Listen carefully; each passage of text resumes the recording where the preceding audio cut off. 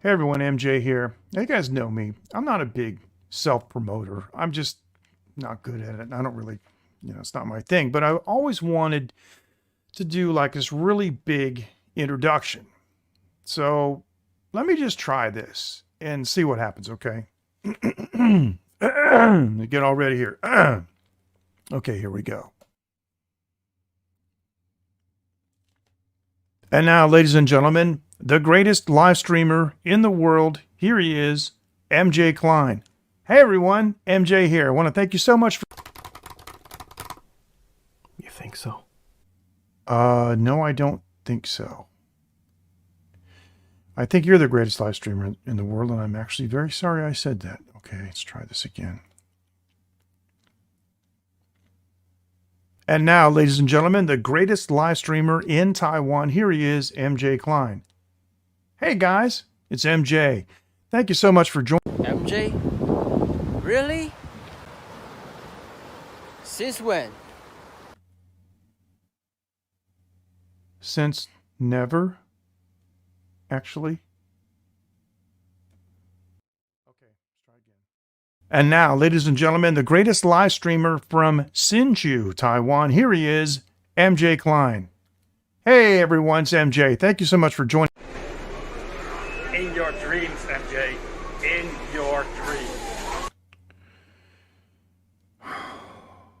Oh, and my dreams they're shattered. Okay, one more time. And now, ladies and gentlemen, here he is, the greatest live streamer in Hsinchu County, in Hukou Township, in the Hsinchu Industrial Park, in this particular neighborhood, and on this block. Please welcome MJ Klein.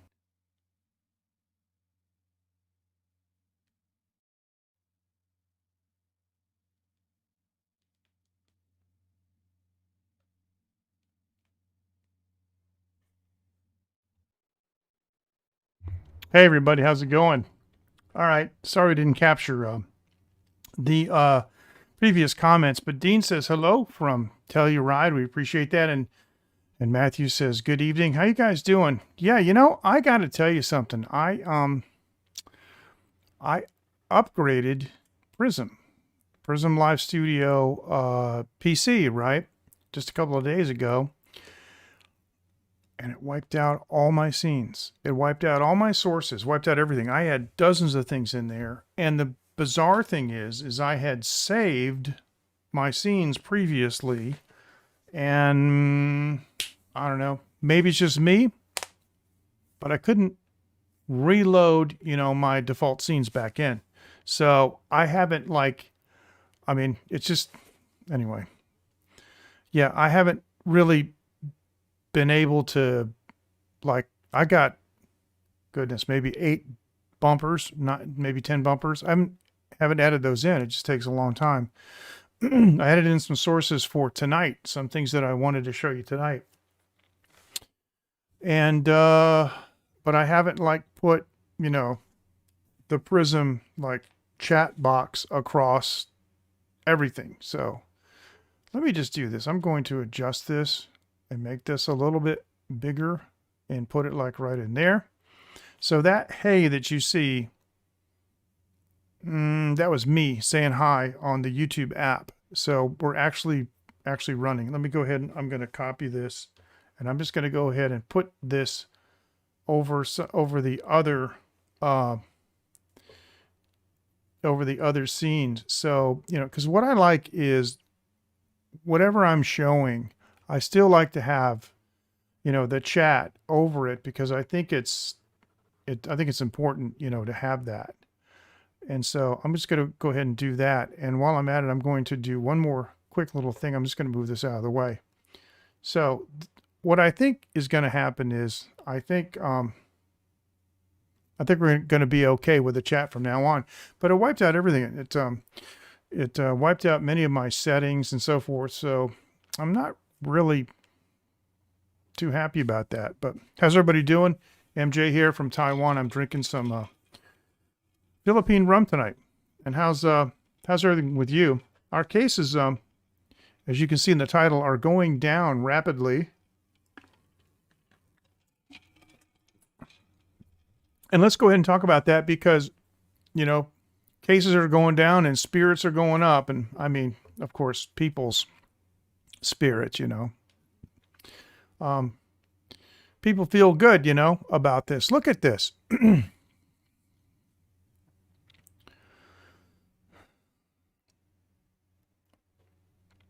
This is amazing. Seven new cases today. This is the lowest since mid-May. Now I'm going to tell you, May, June, July, August, okay? 3 months. Taiwan government got COVID-19 back under control in 3 months. And as you know, it's not because of vaccination. We had a difficult time in this country getting doses. And, you know, thanks to excellent. Keeping busy, yep. That's good. Let me do this, man. I'm going to try changing to this style just for a second and see. Okay, it's easier to read over this with the, you know, with the background. And yeah, we can't. All right, so we have other colors. See, I like this one because it puts a color on the yeah. Anyway, never mind. We'll just do this. That'll be good. And so it only took 3 months to go from, we were between 500 and 700 cases a day. Guys, remember this is very scary for us. And we haven't had access to vaccines like the rest of the country or the rest of the world. And so, you know, just, you know, with level 3 distancing, the social app, it's amazing. We go someplace and we scan a QR code with our phone and we send an SMS message over to 1922 on SMS. And that's good. I'm glad that things are picking back up because it's real important. You know, people's spirits have been just so low and people are, you know, they're so sick of it. I mean, this has been going on since the latter part, you know, like the last month of 2019, you know, and then into early 2020. So a lot of people have, well, because you remember probably the graphic going around, it looked like a video, the best moments of 2020, and you would press on it, nothing would happen because it's not a video because there wasn't anything good about 2020. People didn't like it. But I have to give kudos to the Central Epidemic Command Center and the man in the middle. That's Mr. Chen Zedong. And one thing that's interesting that I'd like to point out, let me see if I can do this.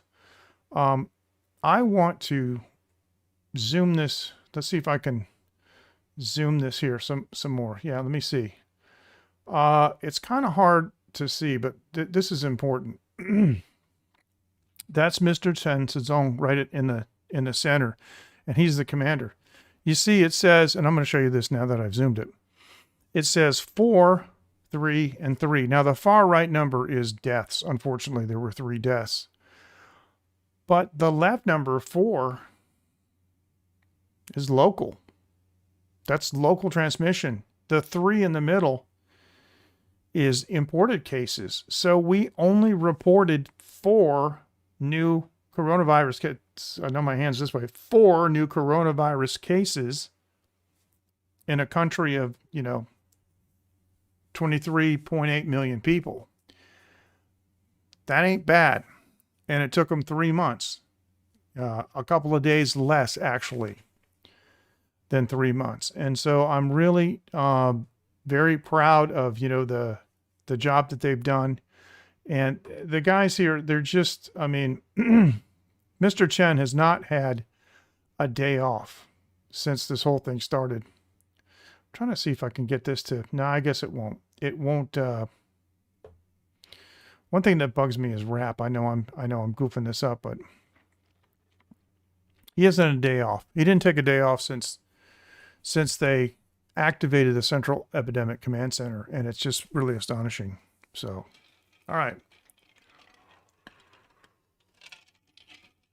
Guy's relentless, and I think he's 68.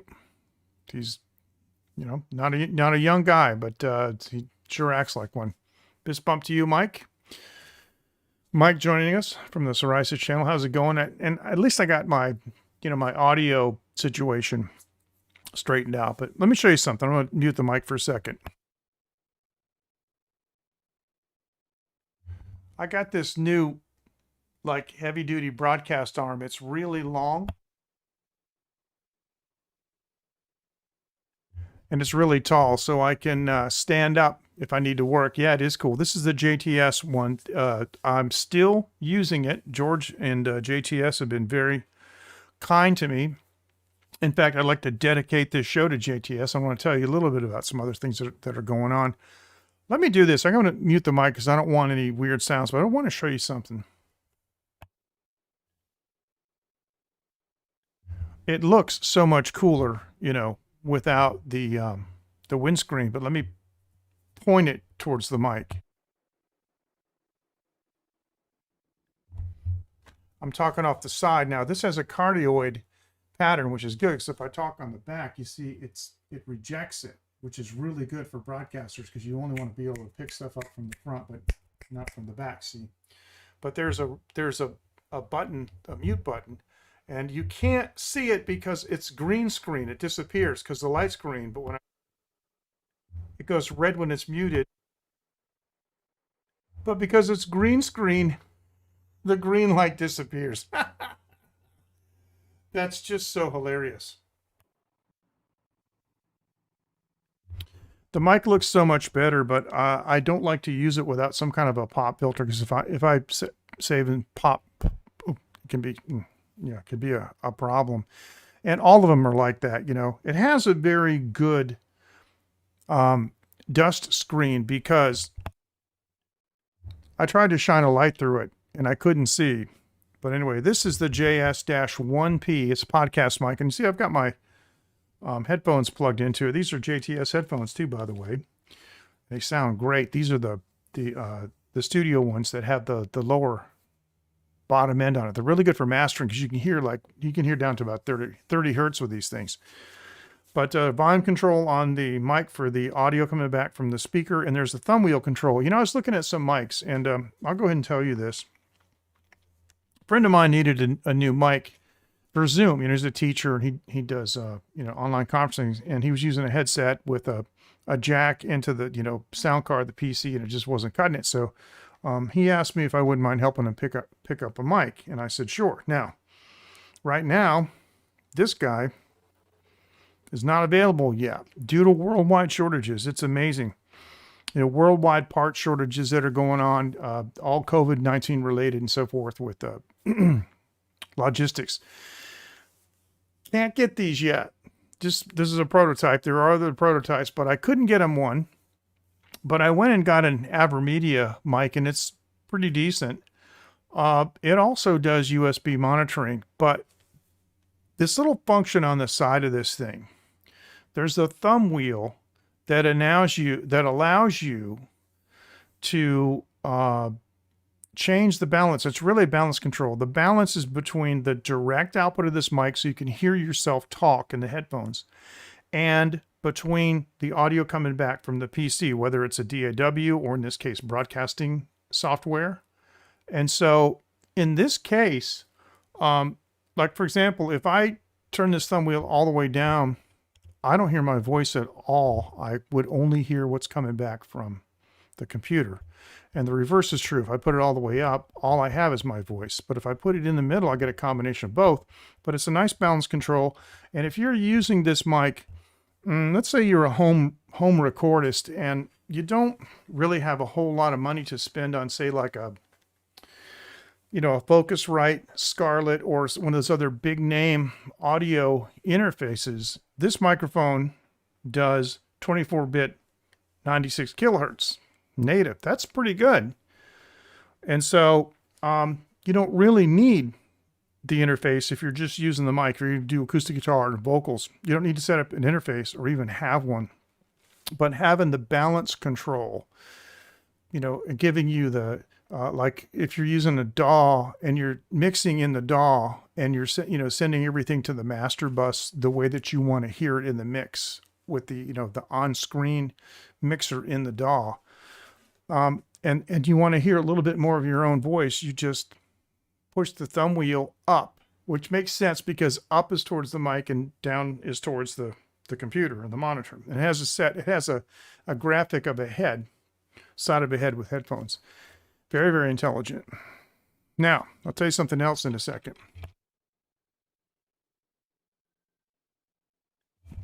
George and I talk many times throughout the week, and we're talking about some things that we would like to see happen with JTS. And of course, want to sell more products. We want to get over this problem right now with all these COVID-19 shortages and so forth around the world. But they showed me another new mic. Now, I showed you guys the karaoke mic, and there's another one that's come out, and it's a little more affordable, but it does something really, really cool. Now, the other microphone that I showed you had that receiver, so you could plug it into an amplifier, you could plug it into a PA system, you could plug it into a recording console or anything, and you would get the signal through there. Well, that mic does one other thing that I didn't actually know about because I read the product brochure in Chinese and I happened to miss that. But the new mic doesn't have the receiver, but it is still a transmitter mic. Now check this out. It's an FM broadcast band transmitter mic. And what that means is, so if you're in a car with your kids, your family, you're in a van, or you're on a tour bus or anything like that, all you have to do is tune the car radio to an unused portion of the FM broadcast band, and then tune the microphone to that frequency, and boom, you're on the air in the car. And that is so cool. So you could have one person in the car that's your designated music person, and you just tell them, hey, I want this song, and they find the song on their app, whether it's on YouTube or in Asia, we use KKBox a lot, and other, there's so many apps, or even, backing tracks that you might have already on your phone. And that designated person Bluetooth connects to the karaoke mic, and everybody just passes it around, and it goes into the car stereo. Now, can you imagine? Because karaoke is so, or we say karaoke in Chinese, it's so popular that even tour buses have karaoke mics. Sometimes they have multiple mics. They pass them around. When I was in Borneo, I was on a tour bus. We were traveling quite a far distance into the interior to a beautiful rainforest in Malaysia and Borneo. And we were on, this bus, and they had karaoke mics because it's like a 2.5 hour ride, right? And it was just, it was really nice. It was interesting. And they had, singing competitions where they would like give you an ice cream or something later. But those kinds of things are a lot of fun, especially in Asia. Now, Dean just sent me a photo, and I'm not sure what it is, but he's in Telluride, and looks like it's a shot out of the screen door. So I don't know. Dean, I know you were on earlier, but I can't really respond. Sorry about that. And I'm not set up right now from the PC that I'm broadcasting from to take line messages and line photos.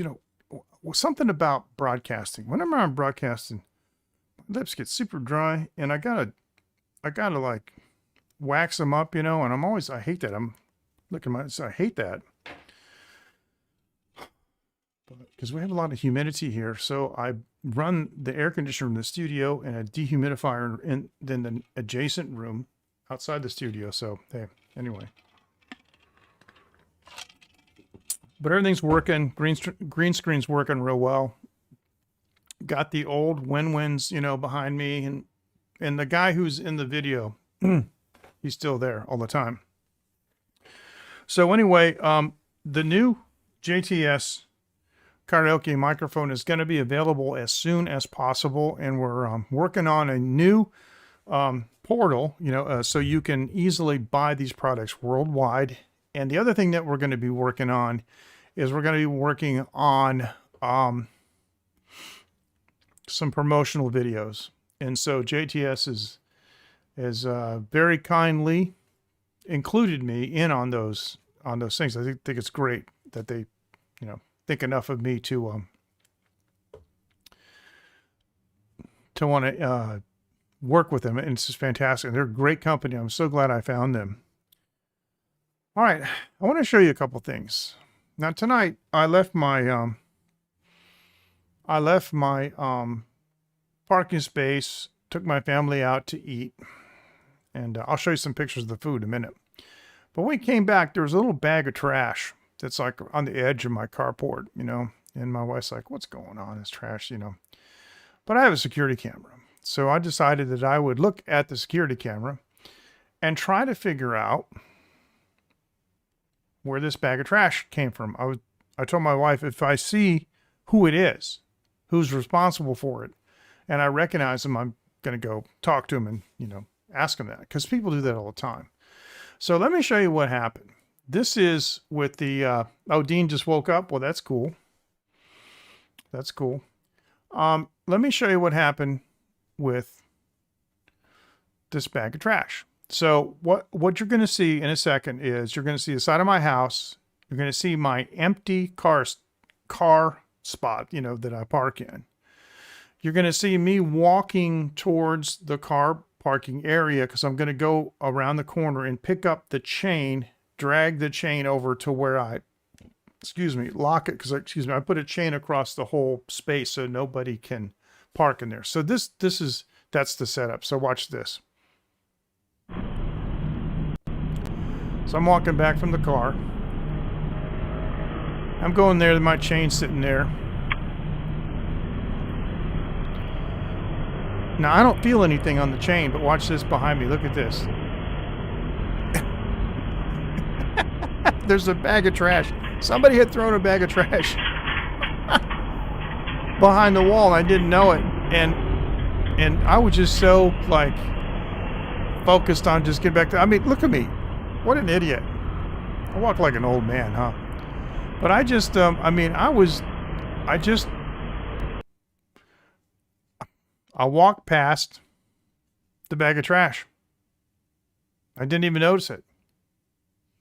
And so to add insult to injury, what had happened was a balloon was blowing in the neighborhood, and it blew its way around. And if you look at the camera, like on 1 minute it'll be, you know, like 10 meters away, and like another 2 minutes later it'll be like 3 meters away, and pretty soon it just blew into that bag of trash, and they were stuck together when it came up. So it looked like somebody had like thrown a bag of trash and a balloon. It's just weird.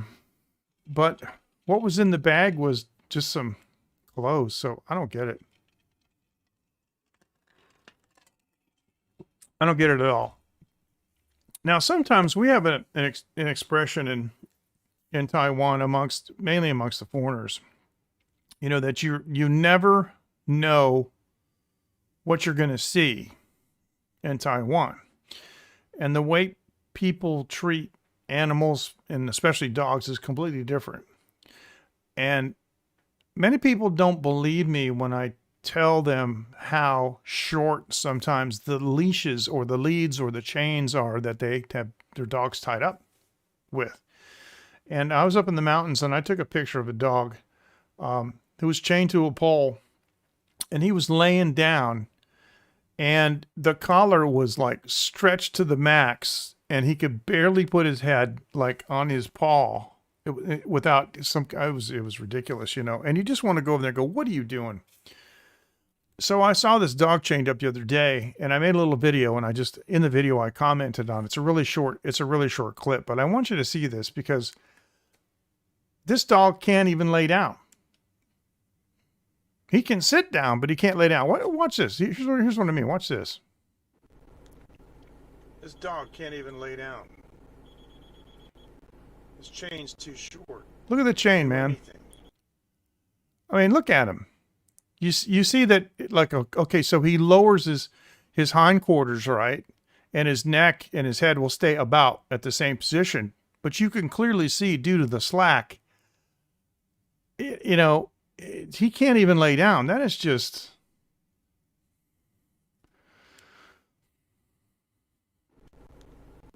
This dog can't even lay down.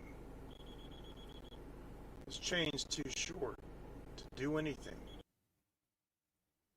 Ah, bizarre. Anyway. So I told you we went out to eat tonight. And we went to Gordon Biersch. We have a Gordon Biersch in our neighborhood. It's 10 minutes away. And it's actually pretty good. It's an actual brewery. You can have a brewery tour if you want to. They make the beer there. I've never been to the brewery. It's on the second floor. But we have, we're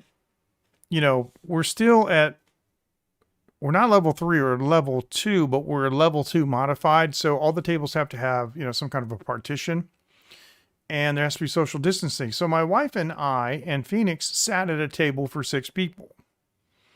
And I sat on one side in the middle with 2 empty seats.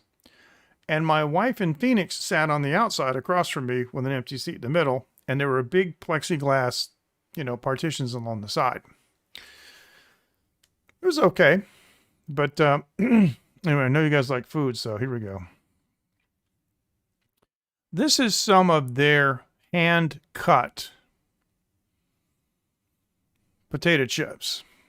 And that's blue cheese and Havarti cheese sauce and some bacon.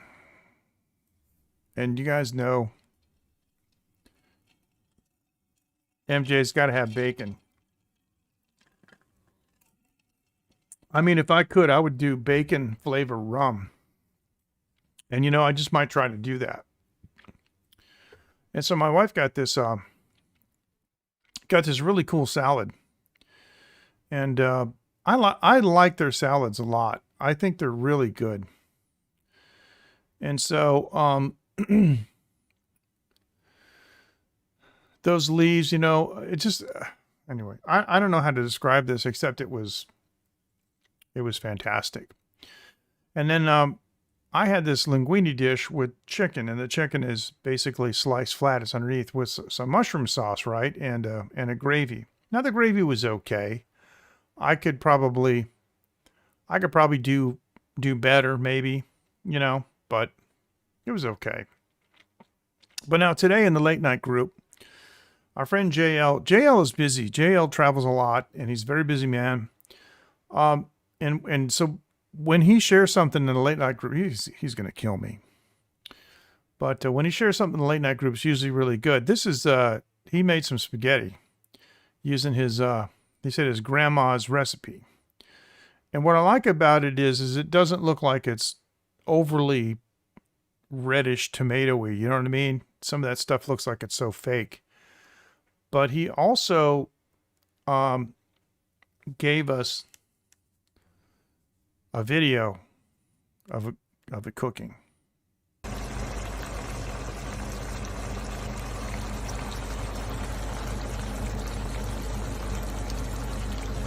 Oh yeah, I like how it fogs up the camera.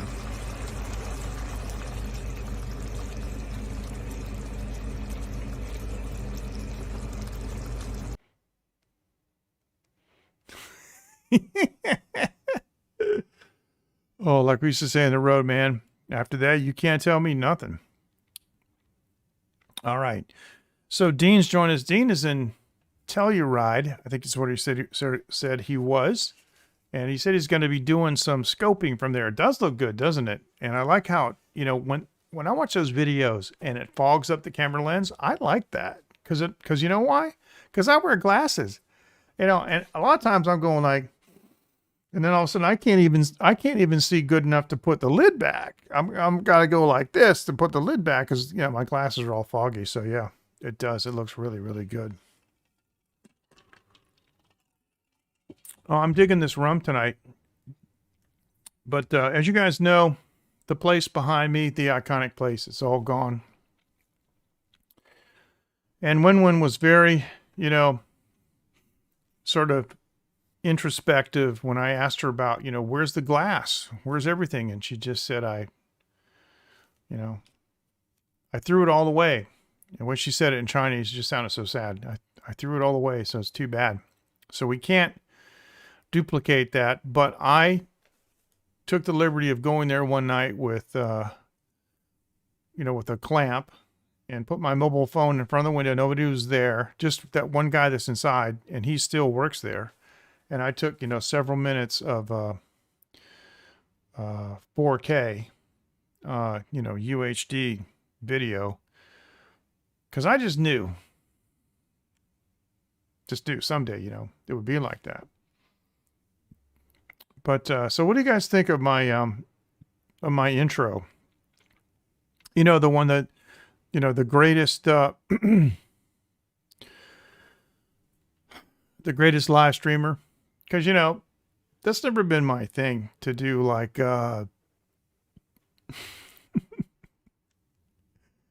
self-promotion, which hurts me in the long run, because even as a recording artist and as an engineer, I'm just not big on self-promotion.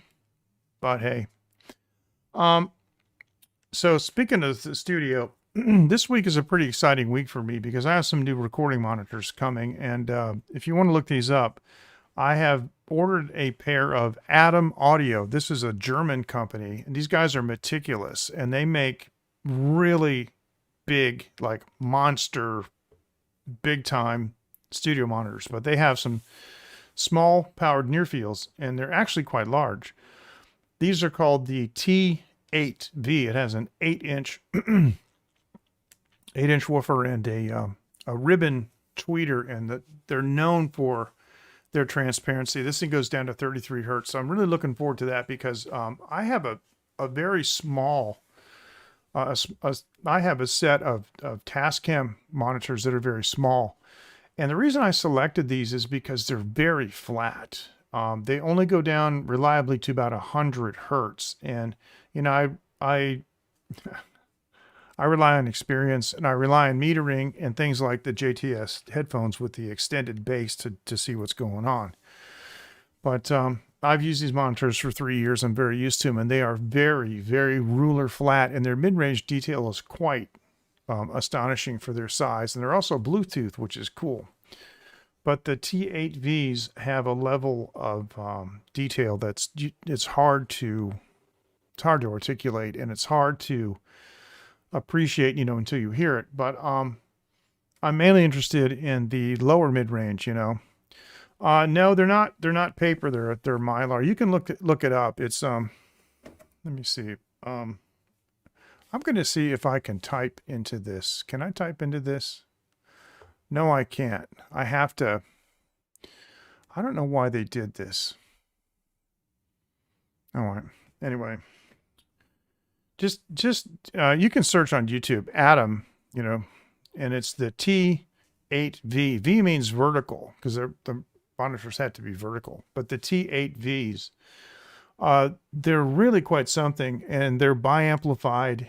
And the if I'm not mistaken, the woofers are 70 watts and the tweeters are 20 watts. There's like 90 watts per speaker. They can do like 118 dB. I mean, you could ruin your hearing in a New York second if you do something stupid. But I use a monitor controller, and both of my consoles have control room sections. The console that I use for mixing, I leave the dim button on a lot because I like to mix really low. I like to mix at a low level, and when I'm done, then I like to sit back and crank it up some. But I like to sit relatively close. And one of the things that the Atom engineers were explaining in some of the videos, there's a supposed to be, everybody says it's supposed to be like an equidistant, triangle, 60 degrees and all this stuff. I've worked in enough control rooms. I've worked in like crappy home built control rooms. And I've worked in like $20 million studios like Longview. I worked in John Stork's very first TEF live in dead end room, Lou Balinaise's studio in Long Island. So I've worked in some pretty hot rooms. And it really depends on monitors. It depends on their integration with the room. And the engineers at Atom suggested that the sweet spot may actually be a little bit closer, because what they try to tell you is that wherever you're sitting, the distance to the monitor, that your distance from you to the monitor should be the same distance to the next monitor when you're making the triangle.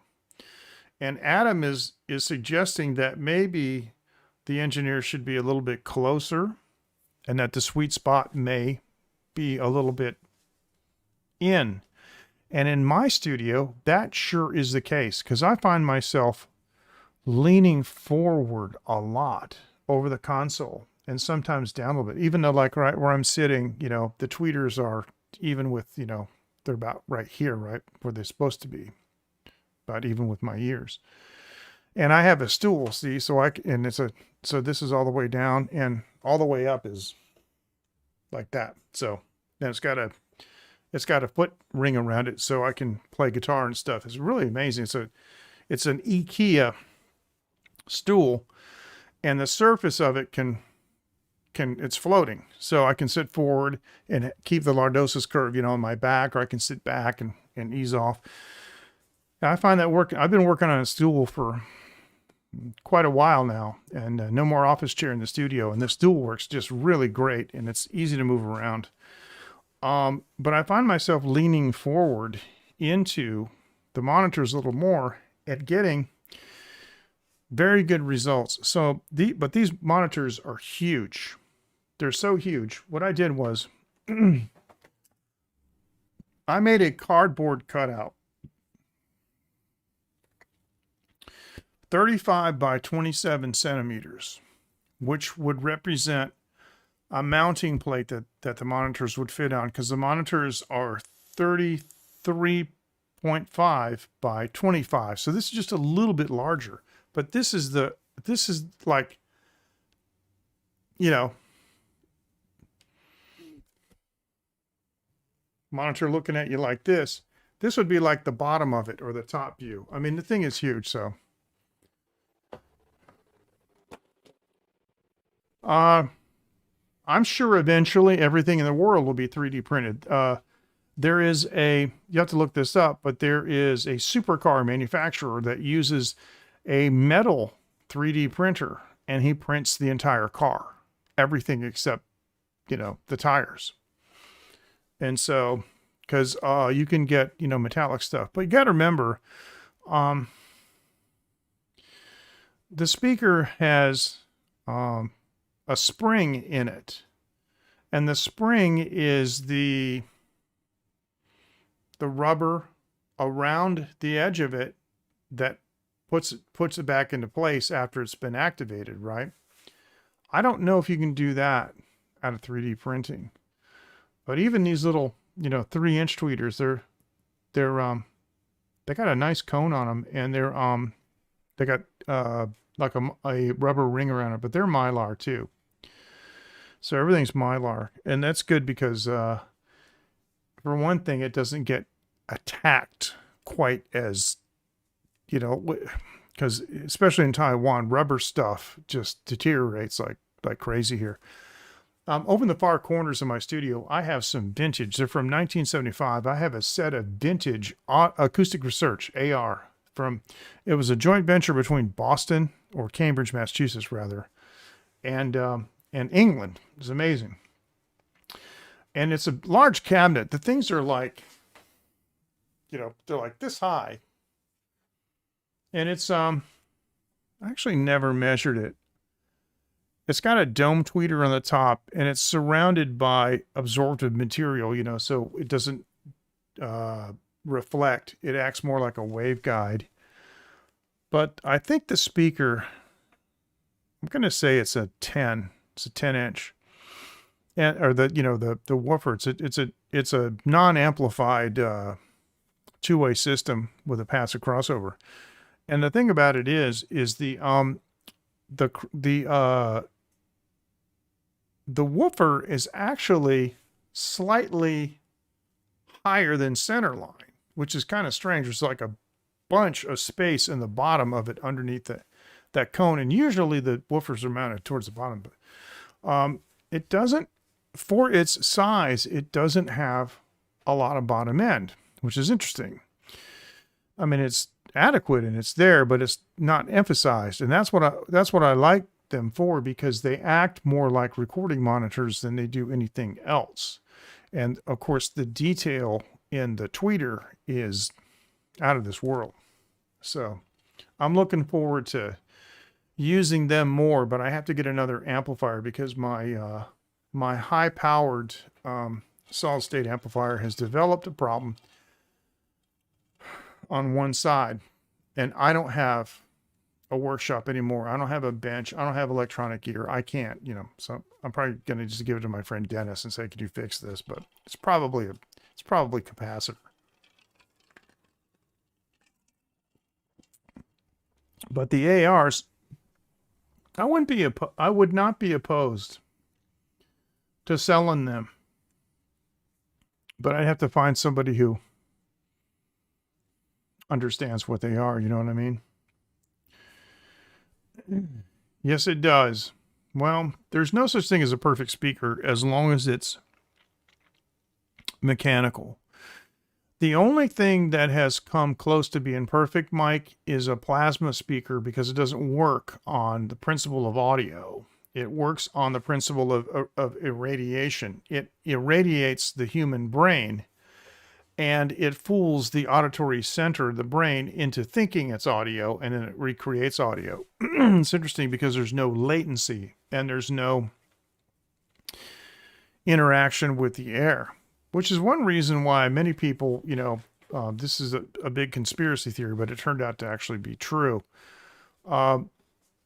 There were people reporting in the old days when plasma TVs came out that they were hearing voices in their head. And these are rational people that, previous to that had not had any kind of psychotic episodes. And they were reporting these things to their doctors. And their doctors were saying, well, maybe you are developing a psychological problem. And some people actually were given therapy and medication. But what was happening was the plasma was directly radiating the brain and causing an auditory response inside their head. And so the sound came from inside their head. Now, before you think I'm absolutely nuts, I'm going to tell you two things. When I was a kid, I'm going to say probably 7 or 8 years old, my mom came back from the store. She came in the house and she did what she always did. She gave me the keys to the car and said, go to the trunk, open the trunk, and take the groceries out and bring them in the house. Okay. I remember this like it was yesterday. I opened the trunk and the trunk came up, and as I was ready to grab some bags, I heard this noise, and it sounded like shh, like a jet or something, right? This whooshing noise. And I remember I looked up in the sky, and there was a huge fireball, a meteor, and it cut across the sky, and it went shh.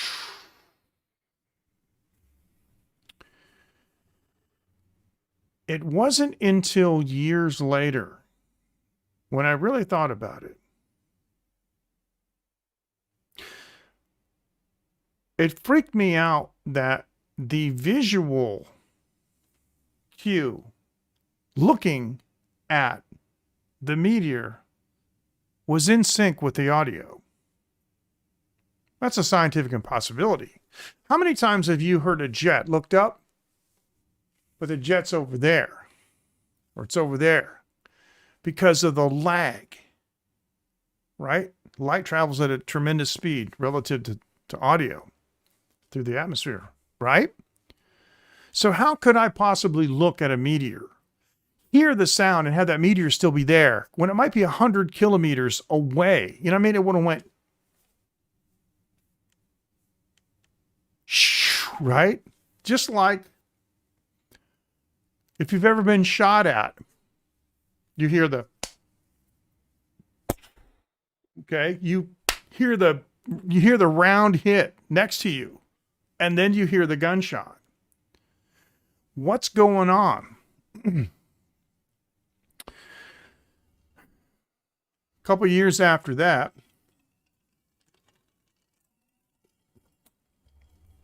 I read an article in Omni magazine. You guys remember that? Omni magazine.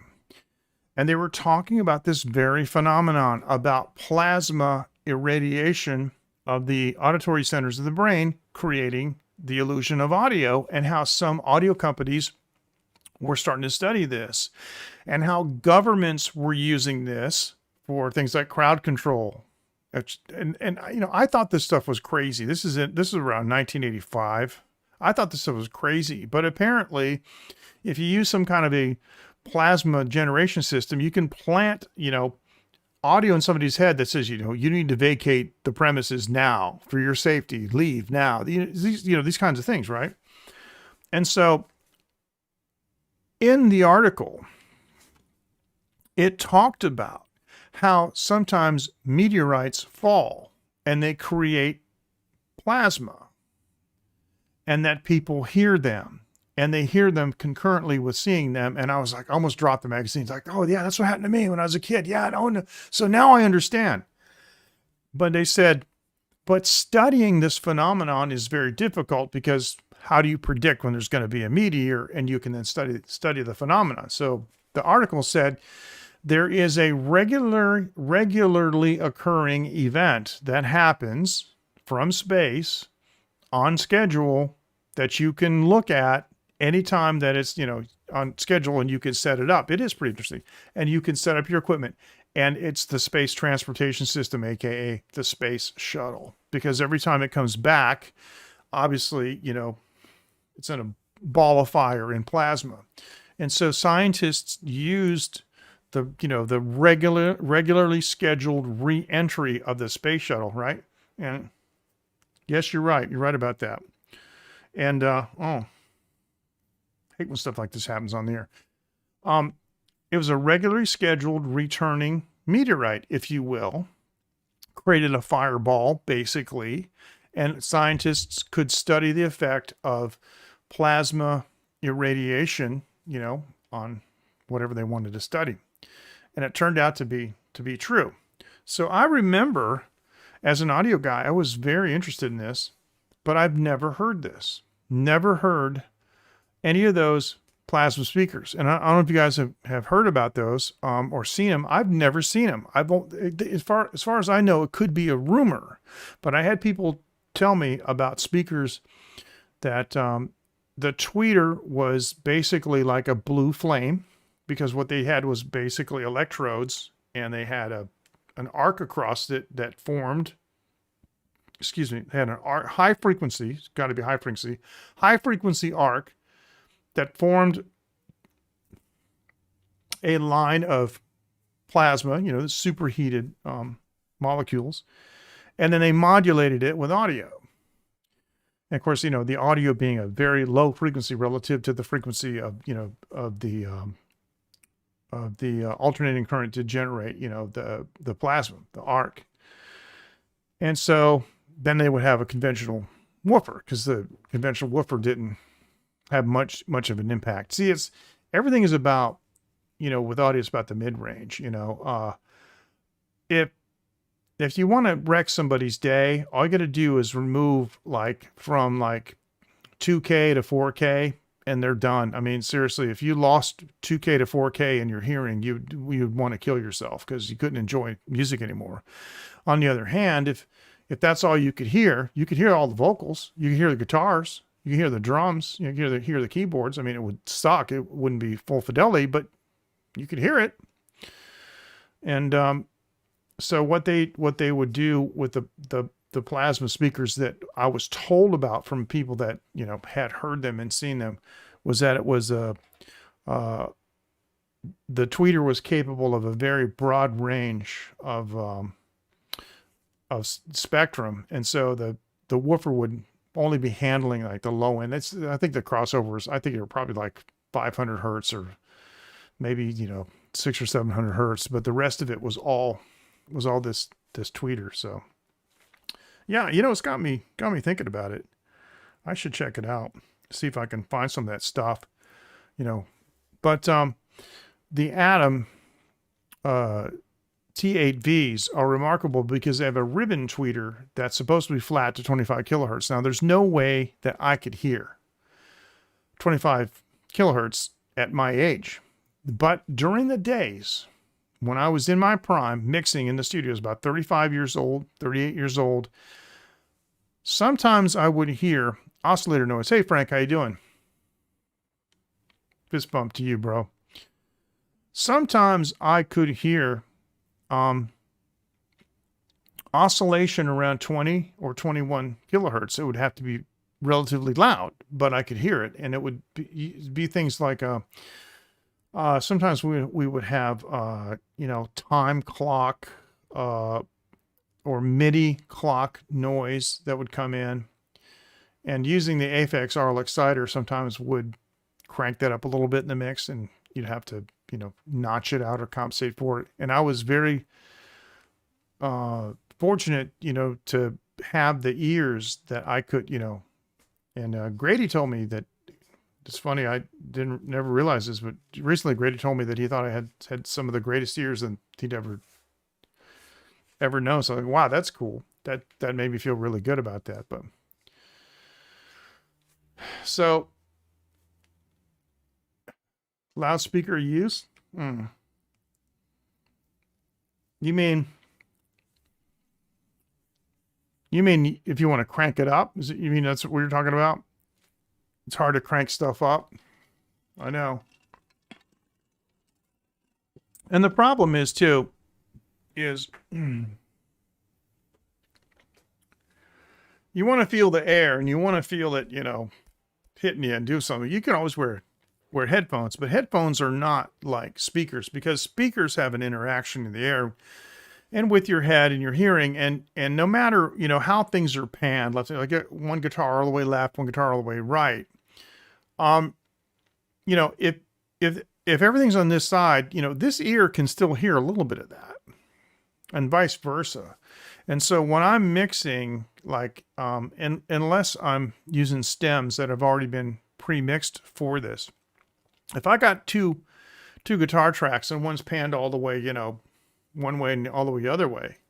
Let me see if I can, yeah, if they're panned all the way like this, it's trying to see if you could visualize this. Okay. I kind of put them a little bit like, instead of being all the way one to the other, I kind of put them a little bit like, well, in terms of numbers, maybe 60 and 60. And so, if you take off one side of the earbuds or the earphone, you can still hear a little bit of the other instrument. So I try to sort of simulate, and of course I, you know, use reverb, and that makes a difference. But I try to simulate sort of the acoustic effect, you know, of loudspeakers in the room in headphones. I do like the sound of headphones. I do like having headphones on, and I do like, you know, super wide stuff, and I do use, you know, stereo widening in mastering. I actually, you know, can make the stereo image wider. You just have to be careful. I mean, a little bit goes a long way. But like with acoustic guitar tracks and things, the other thing you can do too is you can kind of stagger them a little bit. If you've got like maybe 4 tracks of guitars, you can put 2 that are pretty wide, and then the other 2 that are a little bit more narrow. And of course, everything I have, my monitor controller and both recording consoles have mono buttons on the master setting. So you just press the mono button and the whole thing collapses on the mono. You can hear it and you can see if there's any issues with polarity, or, you know, if you suddenly lose part of your spectrum, then you know you've got some polarity issues, you got some cancellation going on. But there can also be accentuation of certain frequencies. You got to make sure that doesn't actually happen. And so that's kind of my philosophy. But on my studio channel, I'm going to be talking more about these issues, and especially once I get these new monitors in the studio and I get them broken in, because it takes about 8 hours, because Mike, you're talking about speakers, the composition, and the fact is it's a spring and there's a ring around it of rubber. These things have to settle in just like an engine. And so one of the things that they recommend is that you put the speakers facing each other, not, but facing each other, and reverse the polarity on one of them. Okay, so the sound cancels out pretty much the rest of the room, and then you can crank them up and, play various things. You have to play various volumes and various sources, but something pretty broad range. Now my console has a generator, white, pink, brown, and whatever oscillator frequency that you want. So I'm going to put some white noise in it and let it run for a couple hours, just shh, like that, and then you come upstairs later and you check it and you just crank up the volume a little bit or crank it down and just try to break it in, and then they settle in. But the cool thing is with these modern materials, and the Atom engineers are very adamant about these kind of details. The materials that they've selected for their loudspeaker construction are stable. So once they break in and get to that point, then there's no change. And for years, they're extremely reliable, which is the whole point, of a reference monitor. Because if the goalposts are moving all the time, I mean, seriously, if I came in here and my monitor sounded different every single day, how could you do anything? How could you mix a record? It's like, you don't even know what the kick or snare sounds like, because it's different. But yeah, so these little task cams that I have, I'm still going to use those as the secondary monitors and for reference and for checking, but they're very, very ruler flat, and they sound really good, I think. That mix that I did at Boston's More Than a Feeling from the original 21 tracks, I did on those monitors. And I checked the bottom end on these JTS headphones because they have the extended bottom end, just to make sure that, I knew where I was on the bottom end because of metering. And I do use things like, tonal control from Isotope that lets me visualize a lot of the spectrum. And I have enough experience now that I can, it's easy, but all right. So, thinking about this dog again, man, I gotta show this dog again, because people don't believe me when I tell them sometimes people have these dogs tied up and they can't even lay down, but this is crazy. This dog can't even lay down. This chain's too short to do anything. It's in my neighborhood. It's over near a breakfast place. I need to go over there sometime and take a look and see if he's still there. And if he is, I know he's standing up. So, Mike, are you saying that you want to, crank the stereo? See, what I used to do, whatever I wanted to get away with, I just invited my neighbors. I knock on their door and go, hey, I want to tell you something. Band's coming over and playing in my backyard. It's going to be pretty loud. So I just want to let you know, in case it bothers you, why don't you come join us? Love to have you. Never got a complaint. Remember one time I was talking on CB radio back in the day,